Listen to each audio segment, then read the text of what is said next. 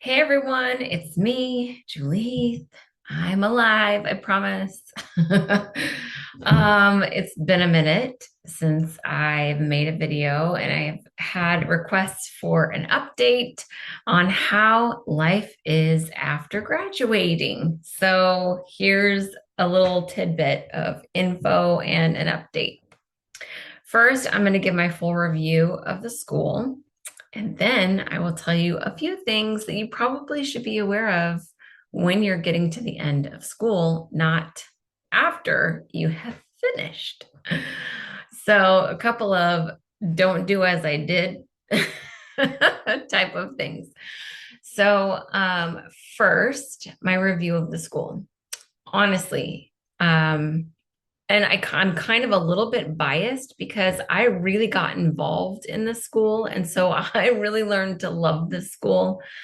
Um, I got to see firsthand how much our professors and administrators and the higher ups, the vice presidents, and all the directors, how much they want you to succeed in this journey. And so I was very privileged to be a part of the Learner Ambassador team and to be able to speak into things that were not working and ask if they can be changed and give suggestions, give your suggestions even on your behalf. And they listened. They listen. They want things to be as smooth as possible for you. And so, truly, all of you administrators and professors and everybody in the higher ups, thank you for listening. Thank you for wanting the success of your learners. And so I just really appreciated that and was blessed to be a part of that team. So, as you can probably tell, I mean, I wouldn't give it a 10 out of 10 because honestly, I don't think there is a school that can get a 10 out of 10. And oftentimes, a lot like how they grade us, there's always room for improvement, right? So I'm giving it a 9 out of 10 because I love that they want us to succeed and they do everything in their power to help facilitate that. So that I will say, that's overall. Okay. There were definitely pieces that could use some improvement still. But that's not to say that they haven't done those things since I left, because I've been gone for a few months. So who knows what they've put into action since I've left. So, but I will say that change happens on the backs of the people before you. And so the people, myself included, who have gone through this program and have graduated and have had to deal with all of those difficult issues that have come up, and even before me, people who've had, different and difficult issues that have they've had to navigate through.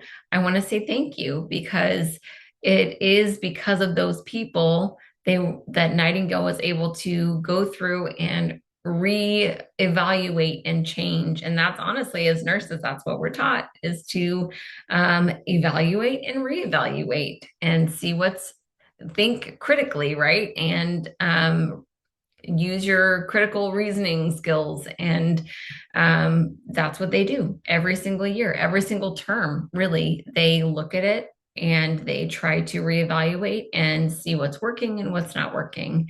So just like they ask us, what's working best, what's not working, they do listen, I promise you. Okay, so what did not work for me?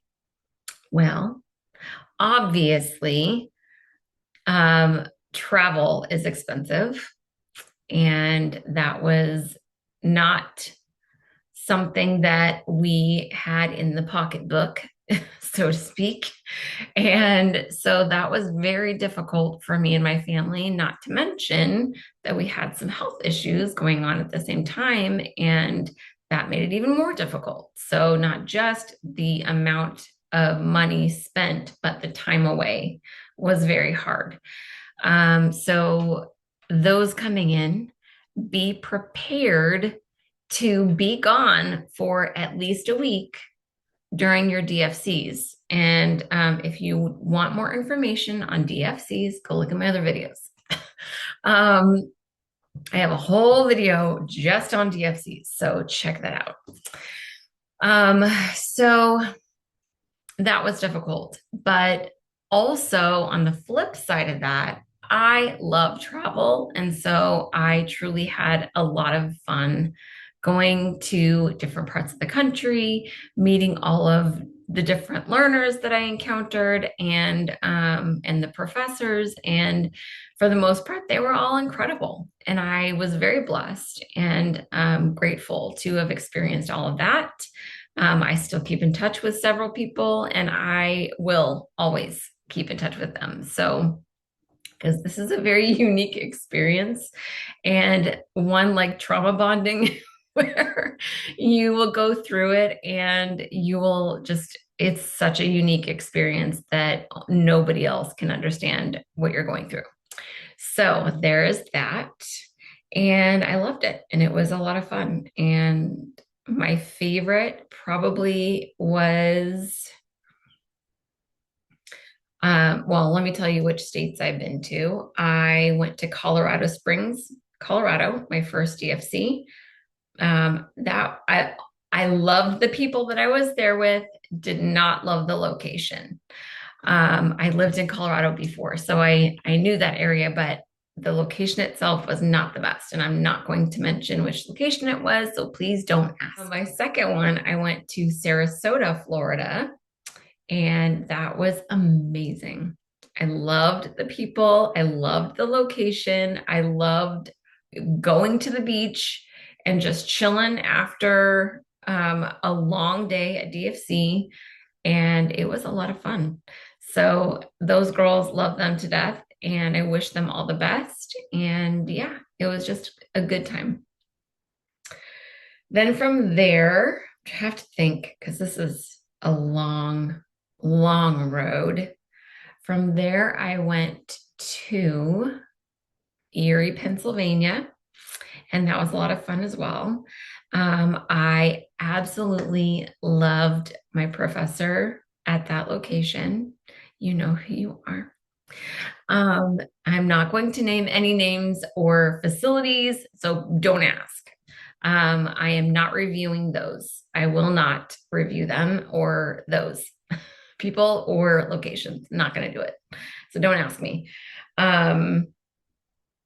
And that was it was a decent facility, and I had an awesome roommate. And if you, like I said, DFCs share cost because it will help you out a lot. And what else? That was a good one. I had never been to Erie, Pennsylvania. Wasn't even on the bucket list. Who's like, I'm going to Erie, Pennsylvania. But it was really fun, and they have some really interesting things there. So it was good to see. And then from there, I went to Woodstock, Virginia, not Georgia, Woodstock, Virginia, which is very close to Washington, D.C. I also got to go fly out to see my best friend in Maryland. So, because it's all like right in that area. So, within a couple of hours. So, that was fun too. And that was also an incredible experience. I was at a hospital, and my professor was the same professor as the one before, and it was awesome. I loved it. I will say that I'm not, like I said, I'm not going to mention names, but she went above and beyond to try to get us learning opportunities in this hospital as well as being assigned to nurses and things like that during the shift. We also got to have additional learning, which I truly appreciated. So that was awesome. It was a really good experience. And then let's see, what number am I on? Colorado, Sarasota, Florida. What am I on? Erie, Pennsylvania. And then I went, so Virginia. And then I went to Manhattan, Kansas. Um, the facility was okay. I will say that. Did not have as great of an experience at that location, but still did my best. And I was not feeling very well the entire time. I think I was having some really bad allergies and it was just getting to me. So I was not feeling my best. I was not at my 100%, and I just did my best. So that one was not as great of an experience, but yeah, just you gotta keep going. So that was my last DFC. And then I went to, um, for my preceptorship, I went to Ely, Nevada. I loved my preceptor, and I was at a hospital. It was a critical access hospital, and it was an incredible experience. Now, not everybody will get to have a hospital for your IP. They will try to get you into a hospital, but there are a lot of us, and not all of us can have that hospital experience. And so please don't get your hopes up because it may not turn out that way. But I did have a very good experience, and I learned a lot. I was able to have hands on and really help out. And it was just an awesome experience for me. So that was it. If you want more information on 395, which is your last semester, check out my other video on 395. Also, I made a boo-boo in that video, so please read the description. Okay, moving on. So that was my experience for classes. The hardest part, honestly, throughout the classes, because you'll have to do your skills videos. Those can be very difficult. Certain ones are like, oh, I have to redo it again. And those are difficult. Just do your best and keep going. Don't internalize failure, because then you will quit, and don't do that. Harder things too are concept maps. Concept maps are very difficult, and getting it to a point where you feel comfortable and like feel like you know what you're doing. You don't get to that point really until the end, until you're already through. But there are a lot of resources for putting together some good concept maps. And so I actually have a video on that as well. And if that doesn't help you, reach out to your professor. There is in my video part of a video from one of the professors. So just go check it out, because it is a really good resource. All of the information that they give you in your Canvas, use your resources for that, because it is not easy. Just keep trying. Okay. My very first one, I got a 17 out of 35. Okay. Because I failed really bad. Didn't know what resources I had, didn't know how to figure things out. And so I was still navigating things and did not do well. But consequently, the next one I did a lot better. And then I kept doing better. Sometimes I would get good grades, sometimes I would get okay grades, but still, like, I just did my best, and that's all you can do.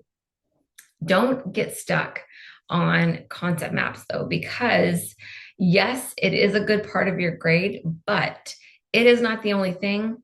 And as long as you are doing all of your homework, getting all of those sure paths done, getting all of your work in, you still have a good chance at getting a good grade in the class.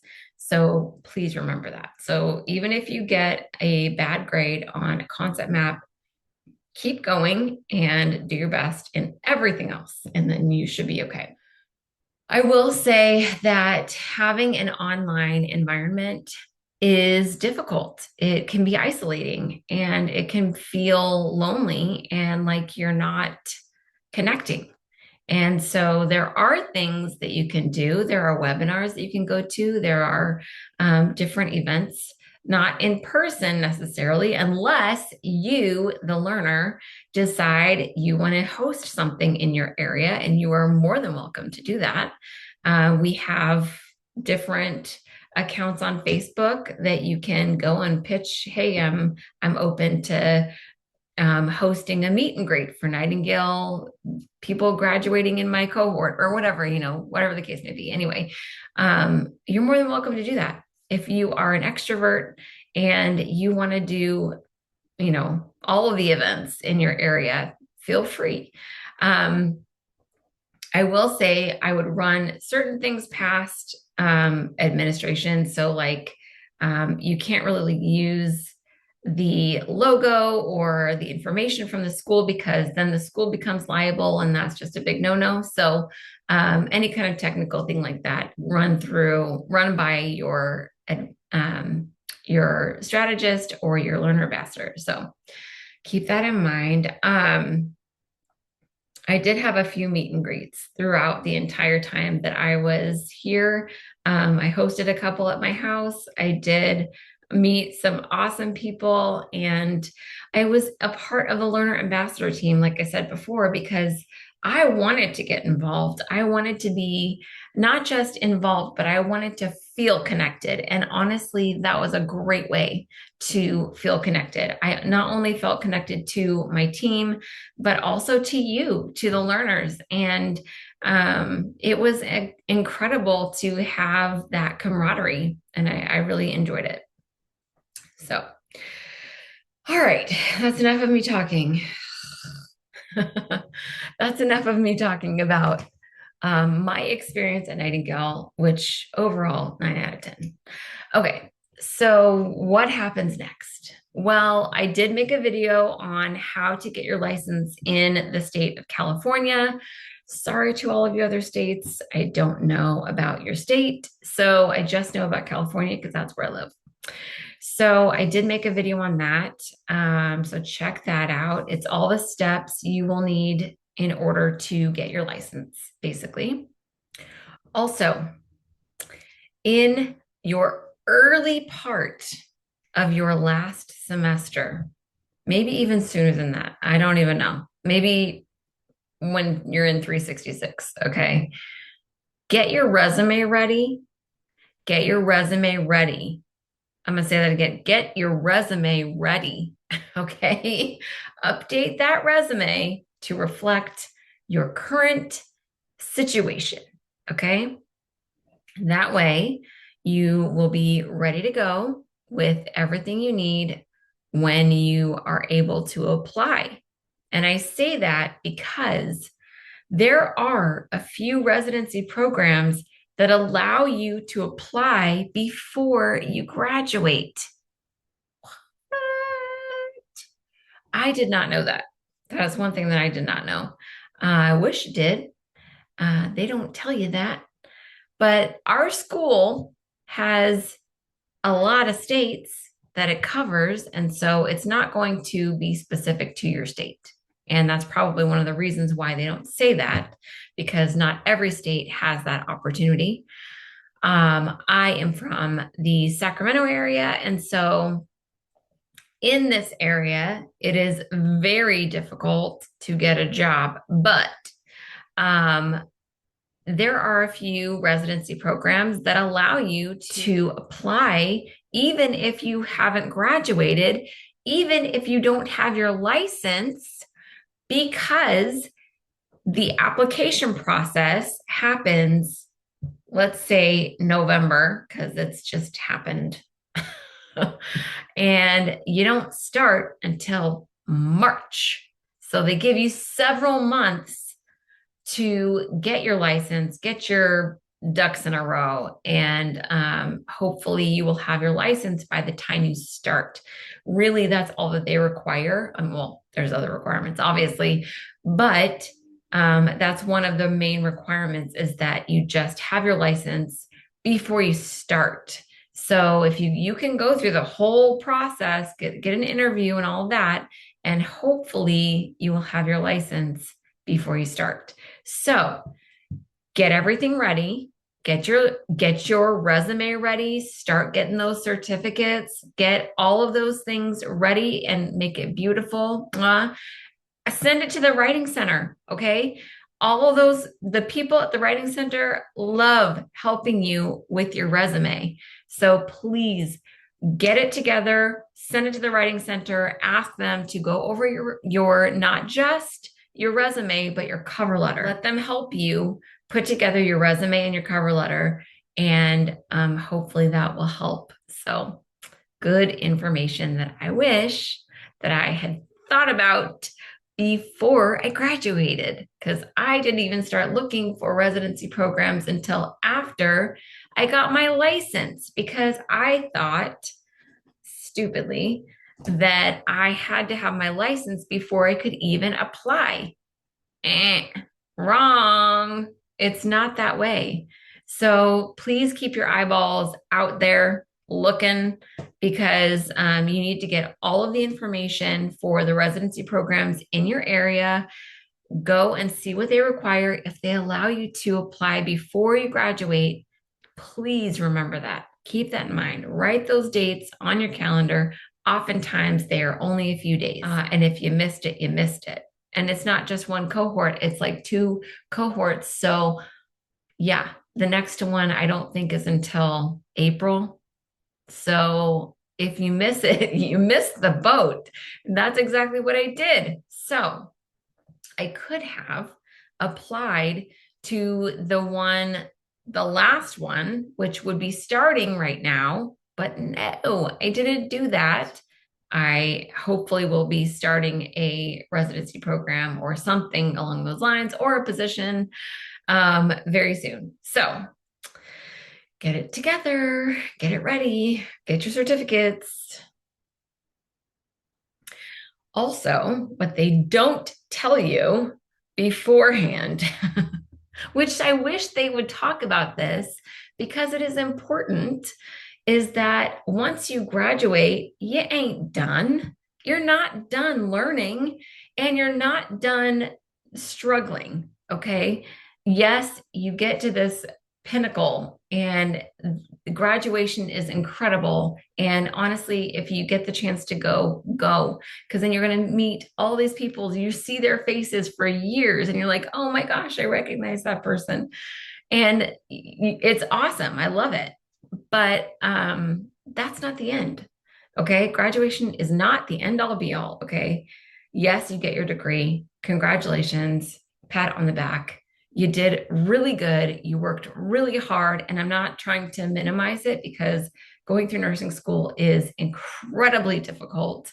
And congratulations for getting through it. However, that is not where it ends. There's a lot of learning. We are baby nurses, and we are just starting out. Honestly, we know the basics. And so any kind of certification that you can get it. So in the between time, which is excruciating, in the between graduation and getting your ATT, which, okay, there are a few people that got it very quickly, and got to test, got their license quick. However, there are a lot of people who didn't. I did not get my ATT for about a month. I also know a few people who waited maybe 2 to 3 months to get their ATT, and then they were able to test. Okay. I did get my license on the first try. Not everybody does that. I'm sorry. I'm not trying to brag. I'm shocked, really. Like, that's what it is. I'm shocked that I got my license on the first try. I was fully prepared to fail and have to take it again. So I was very pleasantly surprised that I got it on the first try. So please don't take that and be like, ew, she's bragging. I'm really not trying to brag. I'm pleasantly surprised. So, um, in between, like I was saying, in between, I graduated August 29th, and I didn't get my ATT until October. Was it October? No, the end of September. So a month at least. So in that time, I wish that I had thought of this sooner.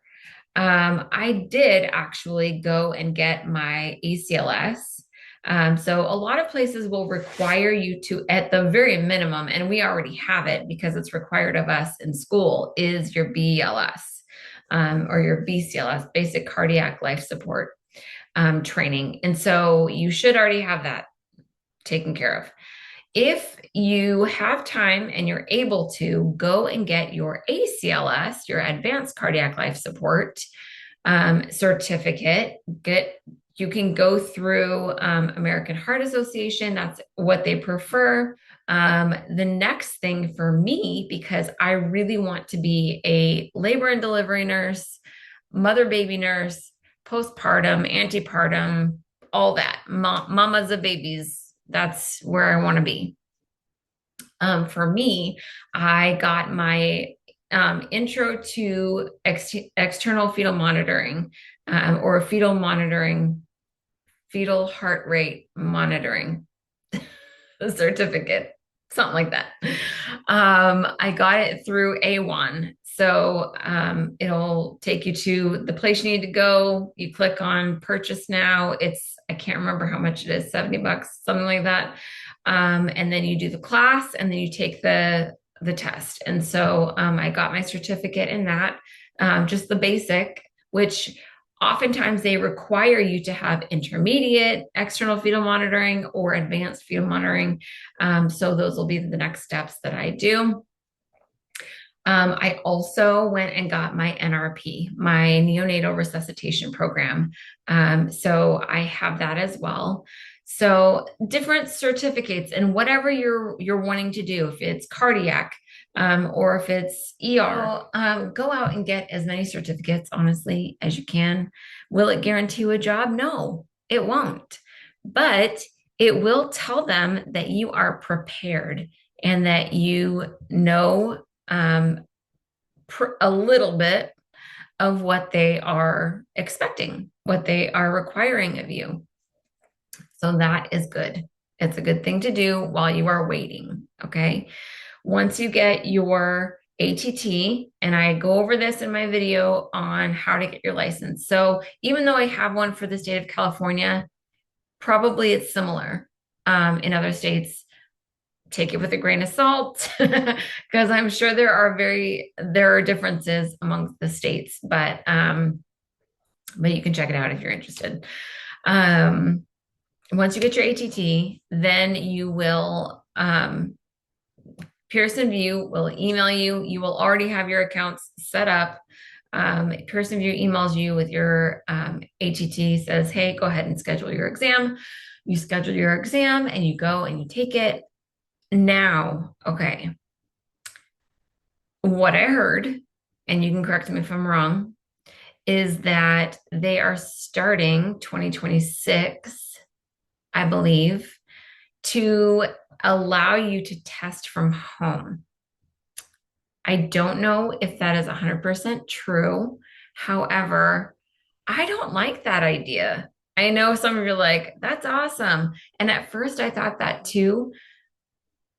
But that, to me, that means people can cheat and to get their license. And that's kind of a big deal. And I don't like that. So those of us who worked really hard to get our license, I don't know. I don't know how I feel about that. Anywho, go in person, take your test, do awesome. You're gonna do it. You're gonna get your license. Okay. It's gonna feel like I failed. I did a horrible job. And those were not the questions that I was expecting, but then you'll get your license at some point. So keep trying. Don't internalize your failures. If you have to do it again, you have to do it again. I was fully prepared to. Okay. What they don't tell you, unless you already have a planned transition into a nursing role. In some states, California, it is very difficult to get into a job. Okay. So if you're watching this video in your first or second semester, kudos to you because this will help you a lot. Um, I highly suggest going and finding a volunteership where you can meet people, meet and greet people, let them get to know you, get to know your face, get to know your work ethic, see how hard you work, and hopefully, and it's not guaranteed, it's not 100% guaranteed, but hopefully that will allow you to make those connections so that when you are applying, they'll be like, "Oh, I know Julie Heath. Yeah, let's give her an interview." So, I highly suggest going and volunteering at a hospital or urgent care, probably a hospital. I don't know if urgent cares even have volunteerships, but find a hospital that has a volunteer program and volunteer. The typical amount of time to volunteer for is a year. That's the typical requirement. So show up, be very determined to do a good job and be dedicated and treat it like it's a job because it's in a way it's kind of like a job interview where they can see you, they can see how hard you work, they can see how hard you don't work. So keep that in mind. Go find a volunteership or an internship if people do that. Or if you have a job already as like a CNA or an LVN or whatever it is that you're doing, ask around, go meet people in your department, ask for names of other departments if you're interested in other departments. Like make connections because honestly, a lot of the time, and this is what I am seeing in different threads, is it's who you know. And as much as that sucks for people who don't really have connections, go make connections. Go to hospitals, volunteer, get involved in your community, do all the things because that is honestly how you will get in. And if not, keep trying because the more times you apply to a job, the more likely they will remember your name. Okay. So apply to the same job over and over again, and they'll be like, "Oh, it's this person again." They really want a job here. And hopefully they'll be more inclined to give you an interview at least, right? So, and honestly, I can't speak for employers because I'm not one, but that's what I'm hoping for anyway.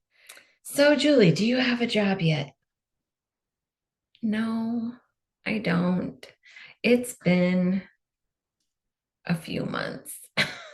I am looking.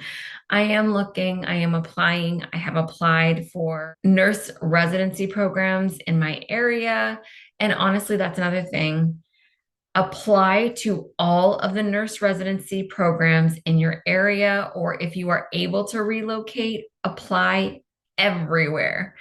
Eventually, you will get a job if you apply everywhere. Okay. I, however, am limited on the area that I can apply to because I have kids. I have custody issues. I can't go very far. So, safely anyway. So for me, I have a smaller area that I can apply to for the time being. But that doesn't mean I'm not going to be as diligent. I will continue to apply and continue to show up and continue to volunteer because I've been a volunteer doula for a year and a half now. and I have loved it, every single minute of it. I have shown up. I've worked hard. I have been so blessed by having this opportunity. And I honestly, I love it. I love it. And I'm not going to quit until I'm hired somewhere, hopefully where I'm working. I will keep applying. So, yeah, so that's it, really. Go volunteer, keep applying. It does not end after graduation. Okay. It keeps going on and on and on. Even after you get a job, honestly, there's never ending learning opportunities. And honestly, they require you to continue learning, continuing education, CEs, CEUs, whatever you have to get. I think it's like 24 to 48 every year or every 2 years or something like that. So they want you to continue learning. They want you to go to conferences. They want you to take different classes and continue your education because honestly, medicine changes constantly. Constantly. When I took my NRP, I was the first class to take the ninth edition. And my instructor said it doesn't even come out until January, but apparently we're teaching it. So I guess I have a leg up a little bit because not every place knows all of the little details of the changes that happened from the eighth edition NRP to the ninth edition NRP. So not too many changes, but still, enough significant changes to like different verbiage and things like that. So medicine changes all the time. So keep learning and keep growing. Don't grow weary because yeah, you'll do good. Anyway, guys, that's it for me. This has been the longest, like 45 minutes of your life, I'm sure, but I hope that at least some of that helped a little bit. And good luck. Good luck to all of you. I already miss you all, and I am rooting for you. And I hope that you will find your dream job and do an incredible job as a Nightingale nurse. So, congratulations to you ahead of time. All right, y'all. That's it for me. Have a good night. Bye.